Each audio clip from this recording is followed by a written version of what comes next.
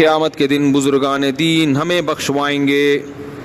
قیامت کے دن بزرگان دین ہمیں بخشوائیں گے یقیناً، لیکن کتنا، کس حد تک، یہ ہمیں معلوم نہیں ہے. ایک باؤنڈری اللہ نے کھینچی ہے.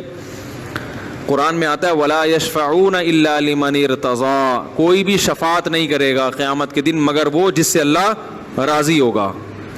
تو جتنی شفاعت کی اللہ اجازت دے گا اتنی شفاعت کریں گے، اور جس کی اجازت دے گا اس کی کریں گے، اپنی مرضی سے نہیں کریں گے. سمجھ رہے؟ کسی بزرگ کو خیال ہوا کہ اس کو بخشوا دوں، بس اللہ سے کہوں یہ بخش جائے. یعنی زمانہ جاہلیت میں ایک جو مشرکین کا یہ نظریہ تھا کہ ہمیں زبردستی بخشوا سکتے ہیں اللہ کے سامنے، اللہ ان کی بات کو مسترد نہیں کرے گا. تو ایسا نہیں ہے. بزرگان دین، شہداء، علماء، وہ اللہ سے شفاعت کریں گے کہ اے اللہ اس بندے کے گناہوں کو تو معاف کر دے اور اس کو بخش دے. یہ شفاعت ہوگی. پھر اللہ کی مرضی ہے کہ اللہ ان کی بات کو مانے یا اللہ ان کی بات کو ریجیکٹ کر دے. سمجھ رہے ہیں کہ نہیں سمجھ رہے؟ ایک بات تو یہ، اللہ کی رحمت سے امید ہے انشاءاللہ اللہ مانیں گے. کیا خیال ہے؟ تبھی تو اللہ نے ان کو اجازت دی ہوگی کہ شفاعت کرو. دوسری بات یہ کہ اللہ تعالیٰ ایک حد کھینچیں گے کہ اس سے زیادہ آپ آگے نہیں جا سکتے. نمبر ایک، جو ایمان پہ جس کی موت واقع نہیں ہوئی، شرک پہ مرا ہے، اس کی شفاعت کی اجازت نہیں ہوگی. سمجھ رہے؟ اور جس کی ایمان پر بھی موت ہوئی ہے تو اس کی بھی محدود اجازت ہوگی. یعنی عین ممکن ہے وہ بزرگ چاہتے ہوں کہ بالکل بخشا جائے، اللہ کہیں گے نہیں آپ تو چاہتے ہو مکمل بخشش ہو، مکمل نہیں، آدھی بخشش ہو جائے گی، آدھی سزا معاف ہو جائے گی. ایسا بھی ہو سکتا ہے. سمجھ رہے ہیں؟ تو اس لیے ہمیں اعمال کو فوکس کرنا چاہیے اور بزرگوں سے بھی محبت کرنی چاہیے.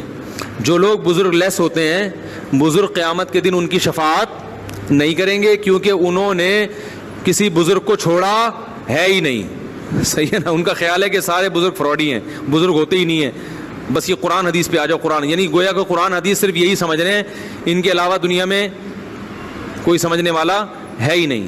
ظاہر ہے بزرگ کا تو مطلب یہ ہے کہ جو قرآن و حدیث پہ چلتا ہو نا. بزرگ کا مطلب یہ نہیں جس کا گیٹ اپ بزرگوں والا ہو. ایسے تو بڑے بڑے فراڈیوں کا گیٹ اپ بزرگوں والا ہوتا ہے. جاہل پیر جتنے ہیں ان کے گیٹ اپ تو ماشاءاللہ بڑا لش فش ہوتا ہے.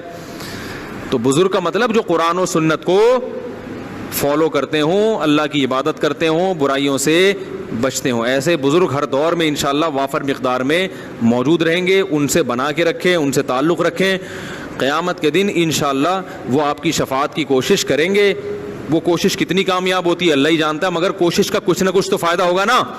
سب سے پہلے تو نبی کی شفاعت ہوگی، پھر صحابہ کی، شہداء کی، علماء کی، بزرگوں کی، سب کی ہوگی. اس لیے بزرگوں کو برا بھلا نہ کہا کریں، ورنہ ایسا نہ ہو کہ اچھے اعمال بھی برباد ہو جائیں. اللہ قیامت کے دن وہ بزرگ کہیں کہ اللہ یہ نیک اعمال کرتا تھا مگر مجھے برا بھلا کہتا تھا، تو مجھے اس کا جنت میں جانا سمجھ میں نہیں آ رہا. ٹھیک.